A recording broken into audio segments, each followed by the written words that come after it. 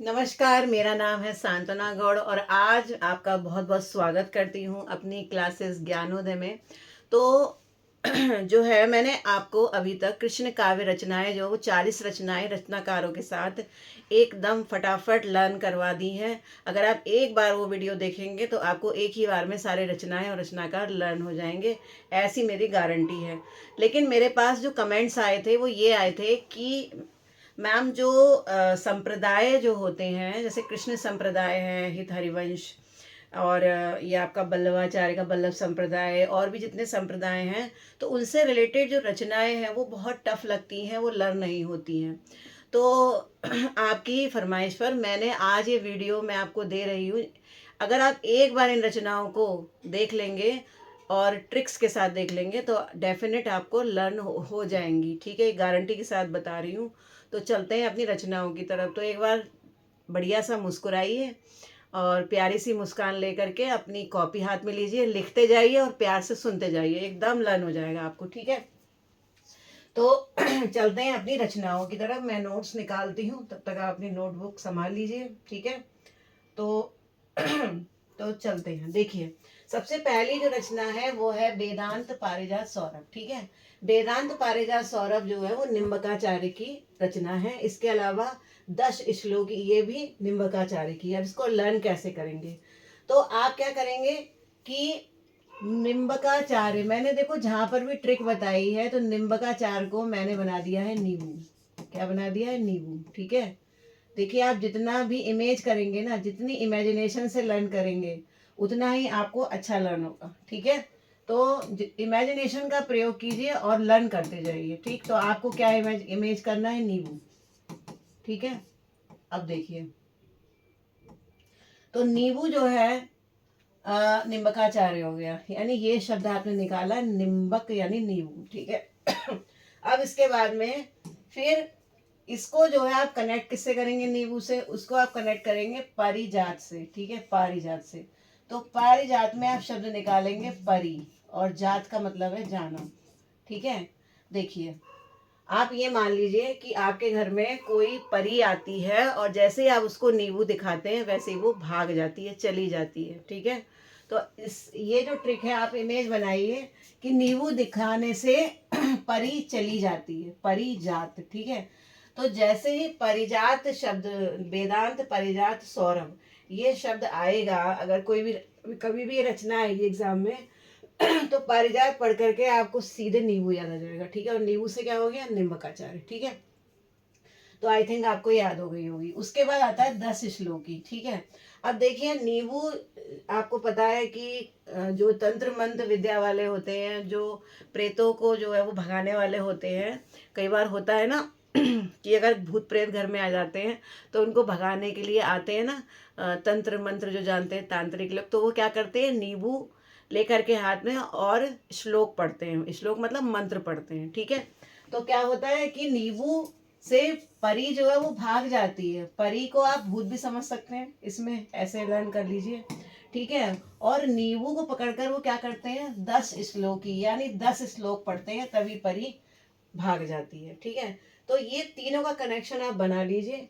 नींबू से परी चली जाती है और 10 श्लोक पढ़ने पर जाती है। ठीक है, तो इससे आपको याद हो जाएगा कि पारिजात सौरभ किसने लिखी है? निम्बकाचार्य ने। और 10 श्लोकी भी किसने लिखी है?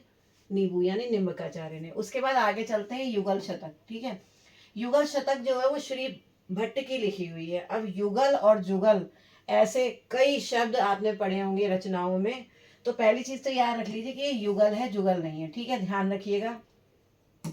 और इसको कैसे लर्न करेंगे? देखिए, युगल का मतलब क्या होता है? पति पत्नी। ठीक है, युगल का मतलब क्या होता है? पति पत्नी।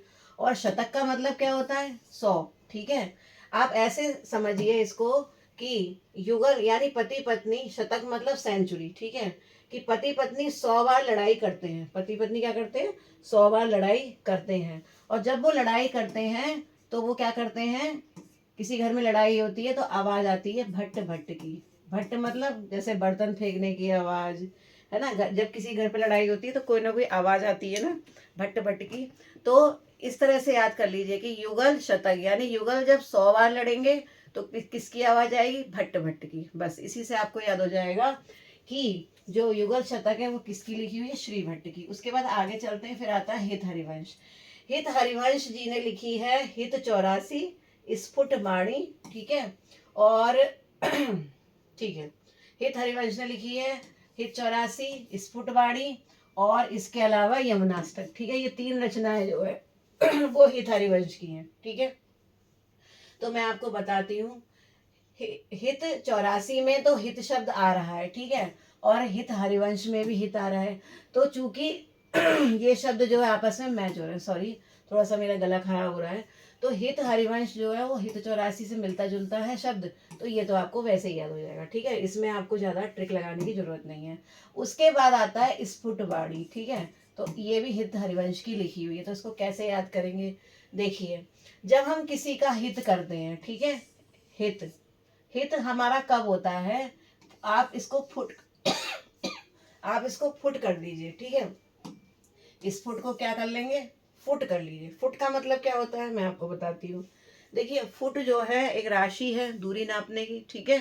तो आप ऐसे याद रखिए कि जब आप बाणी बोलेंगे 1 फुट की दूरी पर, यानी आप जब किसी से बात करते हैं तो आपको बाणी कैसे बोलनी चाहिए, 1 फुट की दूरी पर। तो वो बाणी क्या कहलाएगी, फुट बाणी, यानी स्फुट बाणी, ठीक है। और स्फुट बाणी हम जब बोलते हैं तो हमारा क्या होता है, हित होता है, ठीक है। अगर अपना हित चाहते हैं तो हमें कम से कम 1 फुट की दूरी पर खड़े होकर किसी से बात करनी चाहिए। कोरोना में यही तो था कि हम दूर से बात करते थे, क्योंकि अगर हमारे अंदर कोई भी बीमारी है और संक्रमण हो गया अगर कम्युनिकेबल डिसीज हमारे अंदर है, तो अगर हम उससे दूर से बात नहीं करेंगे तो वो जो है उस तक पहुंच जाएगा रोग। तो इसीलिए 1 फुट की दूरी पर बाणी बोलनी चाहिए, इससे हमारा हित होता है। ऐसे आप याद करिए, तो हो गया स्फुट बाणी हित हरिवंश। उसके बाद आता है तत्वदीप निबंध, ठीक है। ये वाली जो रचना है मैं आपको नेक्स्ट क्लास में करवाऊंगी, आज मैं सिर्फ इतनी ही करवाऊंगी, ठीक है। तो तत्वदीप निबंध क्या है तत्वदीप निबंध जो है वो वल्लभाचार्य की लिखी हुई है, ठीक है। तो इसको कैसे लर्न करेंगे, देखिए, वल्लभाचार्य, मैंने जहां जहां आपको वल्लभाचार्य की ट्रिक बताई है उसमें मैंने आपको एक ट्रिक बताई है, बल्ला बल्ला, ठीक है, बल्ला। ये आप ऐसे याद रख लीजिए। वल्लभाचार्य को हम लर्न करते हैं, ठीक है। वल्लभाचार्य को हम लर्न करते हैं बल्ले बल्ले, ठीक है। बल्ले बल्ले शाबा शाबा, आपने सुना होगा ना, ठीक। जब कोई खुशी की बात होती है तो हम लोग क्या क्या करते हैं, बल्ले बल्ले, ठीक है। तो अब बल्ले बल्ले कब करेगा कोई, वो तब करेगा, देखिए, जैसे अगर कोई निबंध लिखता है, ठीक है, कोई भी व्यक्ति है निबंध प्रतियोगिता में जाता है और निबंध लिखता है, तो निबंध लिखने के लिए उसको क्या करना पड़ेगा, पहले बल्ब ऑन करना पड़ेगा, क्योंकि अंधेरे में उसको दिखाई नहीं देगा, तो वो निबंध कैसे लिखेगा, ठीक है। तो निबंध लिखने के लिए आपको क्या करना करना पड़ेगा, दीप जलाना पड़ेगा, ठीक है। और जब आपका निबंध बहुत अच्छा लिखा जाएगा तो आपको इनाम मिलेगा, तो आप क्या करेंगे, बल्ले बल्ले। तो बल्ले बल्ले इंसान कब करता है, जब निबंध जो है वो दीप जलाकर करता है और वो निबंध में जीत जाता है, ठीक है। तो जैसे ही दीप निबंध, तत्व दीप निबंध लिखा हुआ एग्जाम में आएगा, एकदम से आपको बल्ले बल्ले याद आ जाएगा, और बल्ले बल्ले से क्या हो जाएगा, वल्लभाचार्य, ठीक है। उसके बाद आता है अणुभाष्य, ठीक है। अणुभाष्य भी वल्लभाचार्य की ही रचना है, ठीक है। तो आप इसको कैसे याद करेंगे, देखिए, अणु अणु और भाषा, ठीक है। तो आप इसको कैसे याद करेंगे, देखिए, अणु अणु का मतलब है कोई भी छोटा सा पार्टिकल, ठीक है, कोई भी छोटा सा पार्टिकल। तो ये जो पार्टिकल है, ये अणु जो है, ठीक है, ये किसकी तरह लगते हैं, ये गोल हैं, तो ये किसकी तरह लगते हैं, बॉल की तरह लगते हैं। ऐसी बॉल भी तो ऐसी होती है ना जिससे हम खेलते हैं क्रिकेट, ठीक है। और ये बॉल किससे खेली जाती है, बल्ले से खेली जाती है। तो बल्लभाचार्य में बल्ला निकल जाएगा। तो अणु किसकी तरह है, बॉल की तरह। अणु किसकी तरह है, बॉल की तरह, ठीक है। और बॉल किसके साथ खेली जाएगी, बल्ले के साथ, और बल्ले से क्या बन गया, बल्लभाचार्य, ठीक है। इस तरह से आप याद कर सकते हैं, या फिर आप ऐसे भी याद कर सकते हैं कि अणु जो है वो गोल होता है और गोल बॉल भी होती है। और जब हम बॉल से खेलते हैं, जब आपने देखा होगा छोटे छोटे बच्चे जब बॉल से खेलते हैं तो बल्ले बल्ले शाबा शाबा करते हैं, क्योंकि उन्हें खेलने में बड़ा आनंद आता है। ठीक है, तो अणु भाषा में अणु से आपको बॉल याद आएगा और बॉल से आपको बल्ला या फिर बल्ले बल्ले याद आ जाएगा। तो इससे आप लर्न कर सकते हैं आराम से। फिर आता है ब्रज विलास। ठीक है, ब्रज विलास जो है वो ब्रजवासी दास की रचना है। तो ये तो आसानी से आपको याद होगी क्योंकि ब्रज यहाँ पर भी और ब्रज यहाँ पर भी है। ठीक है, तो दोनों तरफ ब्रज ब्रज आ रहा है, तो इसे याद करने में कोई प्रॉब्लम नहीं है। ठीक है, उसके बाद चलते हैं बल्लभ दिग्विजय। ठीक है, बल्लभ दिग्विजय भी बल्लभाचार्य की रचना है। ठीक है, तो यहाँ पर भी बल्लभ है और यहाँ पर भी बल्लभ है, तो ये भी आपको आसानी से लर्न हो जाएगी, इसमें भी आपको कोई प्रॉब्लम नहीं होनी चाहिए। इसके बाद आता है पूर्व मीमांसा भाष्य। अब ये रचना ऐसी है जो थोड़ी टफ है और ये जल्दी लर्न नहीं होती है, तो ये भी किन की है? अपने बल्लभाचार्य जी की है। ठीक है, बल्लभ संप्रदाय के प्रवर्तक बल्लभाचार्य जी। ठीक है, अब इसको कैसे याद करेंगे? देखिए, इसको आप कैसे याद करिए। देखिए, यहाँ से आप ये ई की मात्रा हटा दीजिए। ठीक है, तो ये क्या बन गया? मामा सा। क्या बन गया? मामा सा। ठीक है, अंकी बिंदी भी हटा दीजिए। मीमांसा को आप मामा सा कर दीजिए। अब मामा सा कौन होते हैं? राजस्थानी में सा लगा के बोलते हैं ना, मामा सा, दादी सा, नानी सा। ठीक है, तो आपके जो मामा सा है यानी आपके मम्मी के भाई यानी मामा। ठीक है, तो आपके मामा से आपको बहुत प्रेम है, और जब भी आपके मामा घर पर आते हैं, आपके मामा सा घर पर आते हैं, तो आप क्या बोलते हैं? बल्ले बल्ले। ठीक है, जैसे ही मामा घर पर आते हैं आप क्या बोलते हैं? बल्ले बल्ले, शाबा शाबा, मेरे मामा आए हैं। ठीक है, तो सब बच्चे खुश हो जाते हैं मामा के आने से। तो बस जैसे ही पूर्व मीमांसा आएगा, पूर्व मीमांसा, तो मीमांसा में आप क्या करेंगे? ये हटा देंगे और मामा सा कर देंगे, तो मामा सा यानी बल्ले बल्ले। ठीक है, तो यहाँ से आप याद कर सकते हैं बल्लभाचार्य। ठीक है, उसके बाद ये रचनाएं मैंने आपको बता दी हैं। तो अगली जो ये रचनाएं बची हुई हैं, ये मैं आपको नेक्स्ट वीडियो में जो है वो कंप्लीट करा दूंगी, क्योंकि छोटे छोटे वीडियोस में जब आप देखते हैं तो आपको देखने में आनंद आता है, और मतलब शॉर्ट वीडियोस जो हैं उससे आपको थकान भी नहीं होगी, है ना।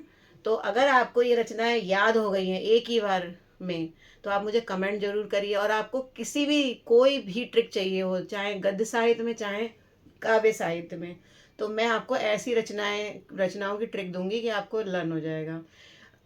रचनाओं की ही नहीं, मैंने अष्टछाप के कवि, संप्रदाय और प्रवर्तक, ठीक है, और तार सप्तक के कवि, सभी की ट्रिक्स आपको दे रखी हैं। और मैं एक सीरीज और शुरू करने वाली हूँ गद्य साहित्य की, जल्दी ही आप तक पहुँचेगी, एक दो दिन में। तो 2 सीरीज मैं साथ साथ लेकर चलूँगी, काव्य साहित्य और गद्य साहित्य। ठीक है, तो पहले आप काव्य का इतिहास पढ़िए, मैंने काव्य साहित्य का पूरा की थ्योरी पूरी बता दी है। उसके बाद फिर मैं ट्रिक्स वाली रचनाएं कराती हूँ। ठीक है, तो अगर आपने वीडियोज़ अभी नहीं देखे हैं तो ज़रूर देखिए और सब्सक्राइब कर लीजिए मेरे चैनल को। कमेंट ज़रूर कीजिए और बताइए कि आपको वीडियो कैसा लगता है, क्या मेरी ट्रिक से आपको कोई फ़ायदा हो रहा है ना। तो आप मुझे बताइए और कमेंट कीजिए, शेयर ज़रूर करिए अपने दोस्तों में, जिससे जल्द से जल्द आपको रचनाएं याद हो जाएं, क्योंकि रचनाएं जो है वो बहुत मुश्किल से याद होती हैं, बच्चे बहुत कंफ्यूज रहते हैं। और रचनाएं बहुत ज़्यादा आती हैं हर एग्ज़ाम में, टीजीटी पीजीटी नेट हर तरीके के एग्ज़ाम में आती हैं। ठीक है, तो मिलती हूँ फिर नेक्स्ट वीडियो में, तब तक के लिए नमस्कार।